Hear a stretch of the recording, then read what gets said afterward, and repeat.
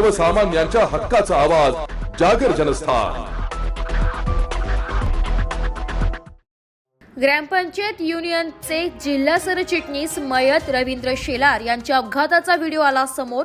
महाराष्ट्र राज्य ग्रामपंचायत युनियनचे जिल्हा सरचिटणीस रवींद्र शेलार यांचा नगर मनमाड महामार्गावर हॉटेल आपणा ढाबा समोर राज्य परिवहन महामंडळाच्या जळगाव जिल्ह्यातील पाचोरा आगाराच्या एसटी बस खाली अपघात होऊन त्यांच्या उपचारादरम्यान मृत्यू झालाय। दरम्यान या घटनेचा सीसीटीव्ही फुटेज आता समोर आलाय। यात एसटी चालकाने अचानक ढाब्यावरती वळण घेतल्याने हा अपघात झाल्याचं स्पष्ट दिसत आहे। त्यामुळे एसटी चालकावर सदोष मनुष्यवधाचा गुन्हा दाखल करून महामंडळाकडून शेलार यांच्या कुटुंबियांना भरपाई मिळावी अशी मागणी होत आहे। जागर जनस्थानसाठी प्रतिनिधी सचिन वखारे, येवला।